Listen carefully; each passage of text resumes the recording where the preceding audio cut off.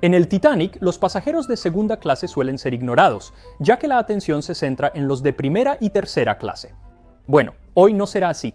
Hoy vamos a hablar del estilo de vida de segunda clase con un platillo de primera: pollo salteado a la lionesa que se sirvió en la última cena del Titanic.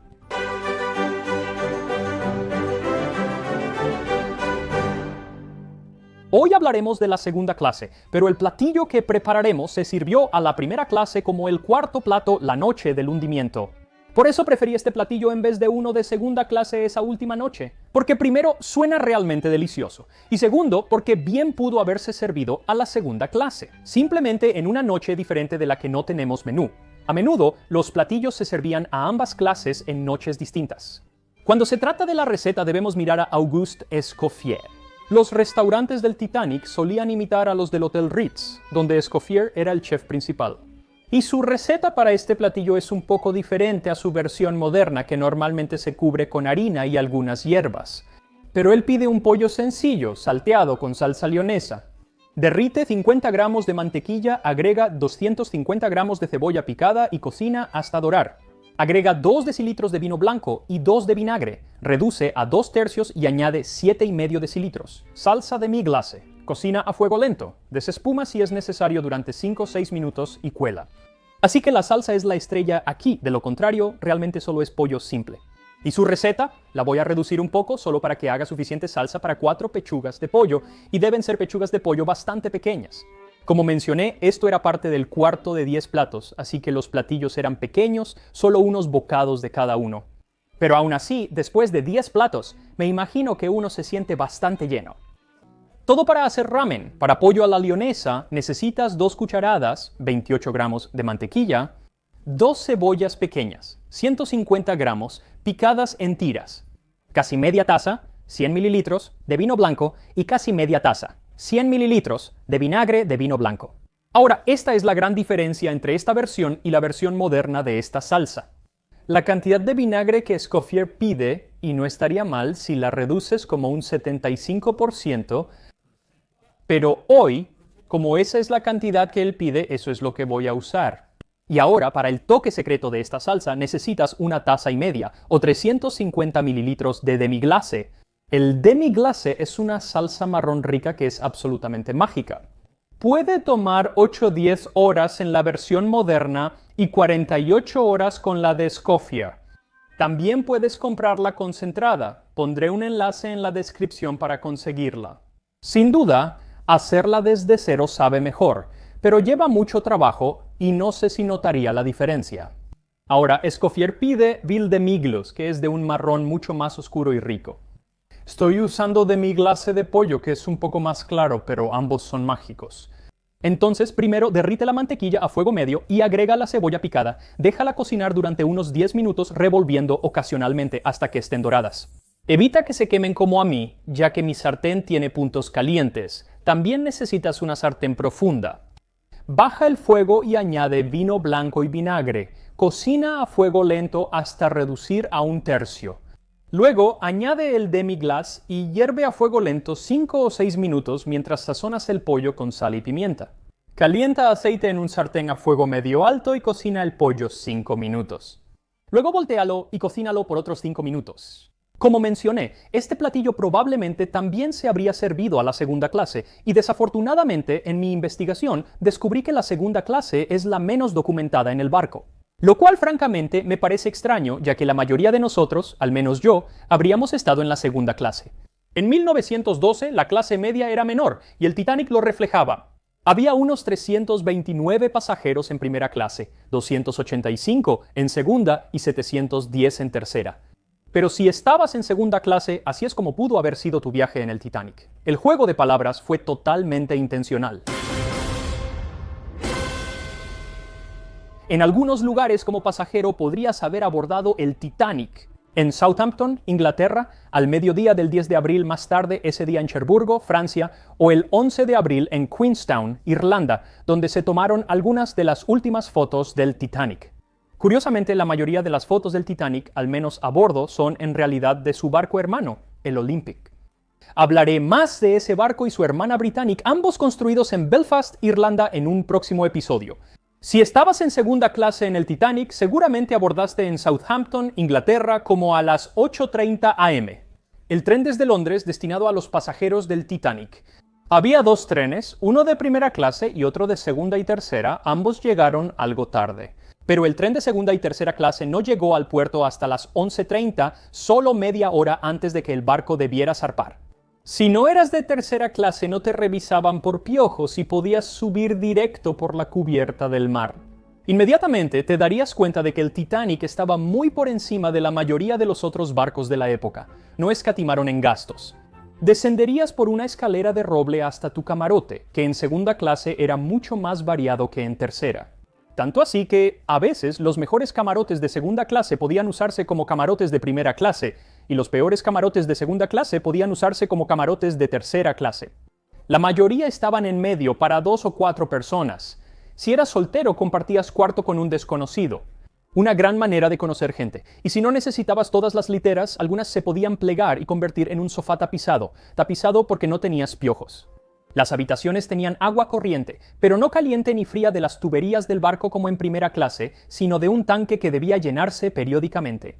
Como en tercera clase, las vigas quedaban a la vista, pero como en primera había finos muebles de caoba y algunas tenían alfombra. También tenías más espacio de almacenamiento que un pasajero de tercera clase, pero algo que no tenías era tu propio baño o bañera. Esos seguían siendo servicios compartidos.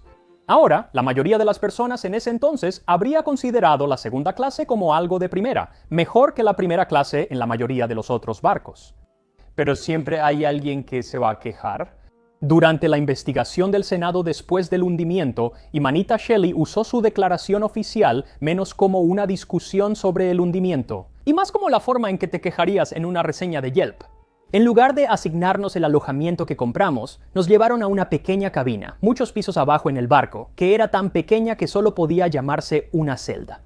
Era imposible abrir un baúl reglamentario en dicha cabina. Era imposible que una tercera persona entrara en dicha cabina a menos que ambos ocupantes primero se metieran a gatas en sus literas. Ella se quejó en una nota al sobrecargo del barco de que estaba muy enferma y que, debido al frío helado de la cabina, corría un gran peligro. Y si el sobrecargo se negaba a actuar, ella, la señora Shelley, apelaría al capitán. Quisiera hablar con el gerente del Titanic, gracias. Y tristemente, después de trabajar en restaurantes durante muchos años, me he dado cuenta de que quejarse en realidad funciona, y funcionó para ella. Ella y su madre fueron ascendidas a una mejor cabina. Pero aún así dijo que esta cabina, aunque era grande y espaciosa, no estaba amueblada de manera tan cómoda como el mismo alojamiento que se consigue en la Cunard u otras líneas. Luego siguió quejándose de la comida, los baños y hasta de la temperatura exterior, aunque estaban muy al norte para la temporada y rodeados de icebergs. Y tal vez tenía razón en eso. También se quejó de la incomodidad en el bote salvavidas, incluyendo, cito, a un italiano loco. Pero la señora Shelley estaba en minoría, ya que la mayoría de los pasajeros de segunda clase parecía muy feliz con sus camarotes. Y también tenían una barbería a bordo. Y una biblioteca decorada al estilo Adam del siglo XVIII, donde podías tomar un libro prestado o sentarte en uno de los escritorios en una lujosa silla tapizada en verde y escribir una carta a casa que podía ser enviada desde el Titanic, ya que era un barco de correo real. A menudo podías hacer esto mientras escuchabas al quinteto de cuerdas que tocaba 3 veces al día afuera de la biblioteca. La segunda clase contaba con excelentes áreas para pasear en el barco. Había espacios largos y cubiertos con sillas de cubierta en las cubiertas B y C. Si de verdad querías sentir el viento en el cabello, subías a la cubierta de botes de popa. Podías descansar a la sombra de la cuarta chimenea que ni siquiera tenía humo saliendo de ella, porque esa chimenea en realidad no funcionaba como tal, sino que estaba ahí más bien como decoración y para ayudar a ventilar las cubiertas inferiores. También tendrías una gran vista de la popa, pero habría sido más difícil mirar hacia un costado del barco debido a que los botes salvavidas estaban ahí. La primera clase tenía más espacio en la cubierta, sin los botes salvavidas que la obstruían, aunque el diseño original también los incluía ahí. 48 en total suficientes para todos a bordo. Pero J. Bruce Ismay, presidente de White Star Line, pensaba que la cubierta luciría desordenada. Así redujo los botes salvavidas a 16 y 4 plegables. Lo peor es que se aseguró de subir a un bote salvavidas cuando el barco se hundió. Lo curioso es que esos 20 botes salvavidas superaban lo que exigía la ley. Y eso era porque la ley estaba bastante desactualizada y se escribió no dependiendo de cuántas personas había a bordo, sino del tonelaje del barco. Y como no se había actualizado en años, el límite máximo era de 10.000 toneladas, pero el Titanic tenía 46.000 toneladas. Ahora, cuando se trata de la comida de segunda clase, de nuevo, realmente es una experiencia de primera clase. La comida de ambas clases se hacía en la misma cocina y compartía varios platillos.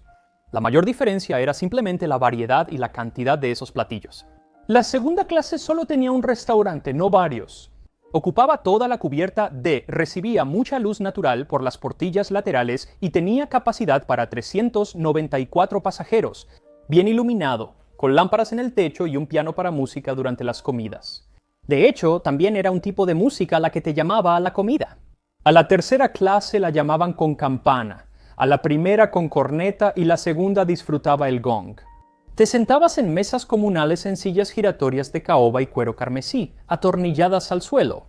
No era asiento libre, a todos les asignaban uno distinto. Así que más te vale esperar que no te toque sentarte junto a alguien que mastica ruidosamente, porque puede que no puedas moverte.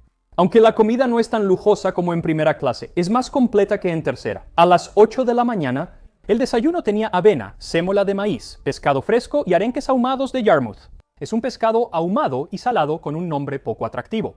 Riñones de res y tocino, jamón, huevos y papas, bollos y hotcakes de trigo sarraceno con jarabe.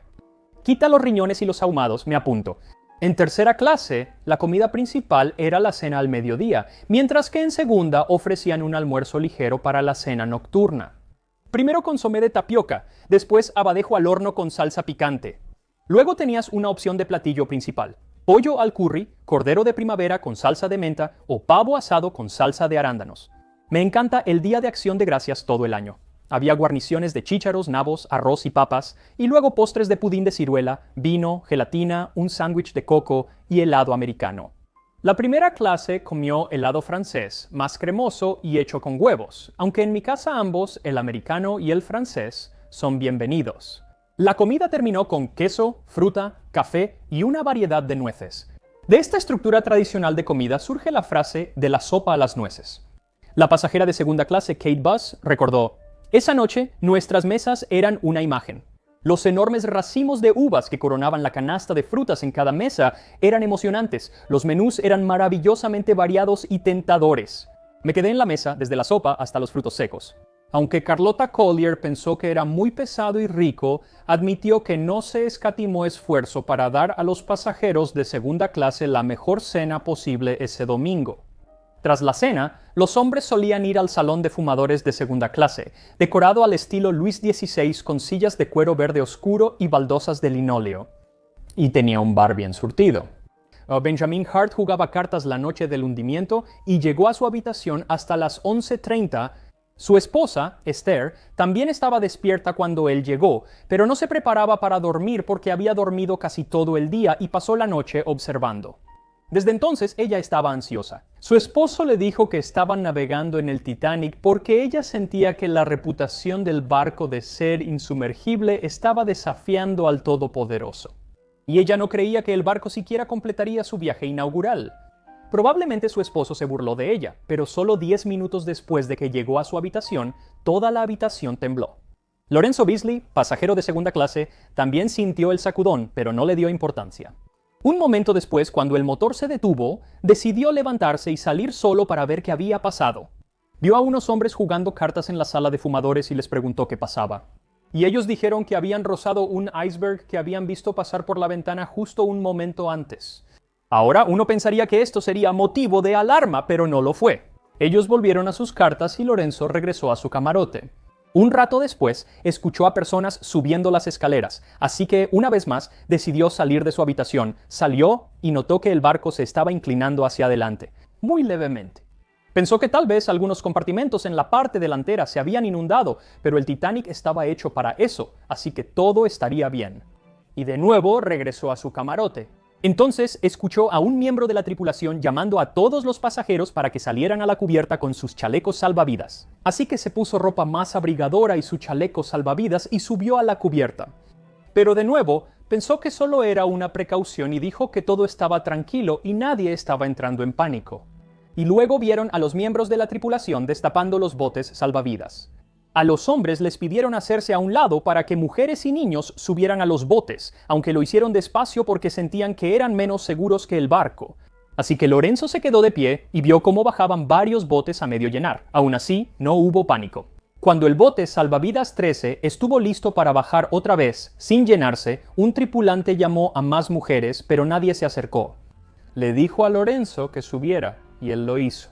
Al bajar el bote, notaron que no encontraban el pasador para soltarlo de las cuerdas. Y resultó que el Titanic estaba bombeando agua por un costado del barco, lo que formó una corriente que empujó su bote salvavidas justo debajo del bote salvavidas 15 mientras bajaba. Estuvieron a punto de ser aplastados, y lo habrían sido si alguien no hubiera tenido un cuchillo, y cortó las cuerdas de las poleas para que pudieran alejarse del barco en el último momento. Luego remaron hacia la oscuridad y estaba oscuro. Era una noche sin luna, y la única luz provenía de algunas estrellas y, por supuesto, del propio barco. Además, no había viento y el agua estaba tranquila. Dijo que desde lejos todo en el barco se veía normal, excepto que sí notó que el agua ahora cubría la fila inferior de ojos de buey. Luego, a las 2 de la mañana, las cosas cambiaron. Lentamente se inclinó hasta quedar vertical, con la popa hacia arriba. Mientras lo hacía, las luces de camarotes y salones parpadearon y se apagaron. A la vez, la maquinaria retumbó en todo el barco con un estruendo que se oiría a kilómetros. Aún no era exactamente el final. Para nuestro asombro, permaneció en posición vertical durante un tiempo que estimo en 5 minutos. Observamos durante varios minutos unos 45 metros del Titanic elevándose sobre el mar, destacando en negro contra el cielo. Luego, con una inmersión silenciosa y en ángulo, desapareció bajo las aguas. Entonces llegó a nuestros oídos el ruido más espantoso que un ser humano haya escuchado jamás. Los gritos de cientos de nuestros semejantes luchando en el agua helada, pidiendo ayuda con un clamor que sabíamos que no podía ser respondido. Anhelábamos regresar para recoger a algunos de los que estaban nadando, pero eso habría significado que nuestra lancha se hundiera y la pérdida de todos nosotros.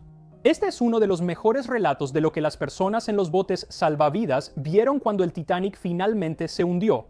La segunda clase tuvo mejor suerte que la tercera, pero aún así murieron 166 personas y solo 119 sobrevivieron. Y entre los sobrevivientes estaban la preocupada noctámbula Esther Hart y su hija Eva, quienes después atribuyeron su supervivencia a la negativa de su madre a dormir por las noches. Desafortunadamente, el esposo de Esther, Benjamin, no pudo subir a uno de los botes salvavidas y murió en el desastre. Ahora vamos con las historias de primera clase, que en varios aspectos son las más interesantes. Primero hablemos de la tripulación, que suele ser tan ignorada en los libros como los de segunda clase. Sin ellos, el barco no se movía, todo quedaba sucio y nadie preparaba pollo a la lionesa. Así que una vez que la salsa esté lista, pásala por un colador y luego viértela sobre el pollo, y después adorna con un poco de cebolla. Y aquí está pollo a la lionesa salteado del último banquete en el Titanic.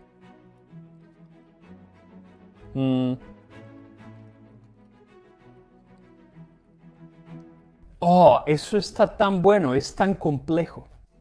Percibes la cebolla, pero no sabe a cebolla para nada. Es más bien oscuro, con una dulzura suave, muy suave. Muchas veces hoy en día terminan poniéndole pasta de tomate o incluso azúcar para hacerlo más dulce. No lo necesita. Es maravilloso. El vinagre está un poco fuerte. Probablemente reduciría el vinagre a la mitad al menos, pero no está mal. Es solo que casi sobrepasa algunos de los otros sabores que quiero probar. Un demi-glace de ternera sería aún mejor, simplemente más cálido. Es agradable y ligero y aún se nota el sabor a pollo. No es abrumador, es fantástico. Así que más Titanic por delante. Asegúrate de darle like a este video. Sígueme en Instagram Tasting History con Max Miller y nos vemos la próxima vez en Tasting History.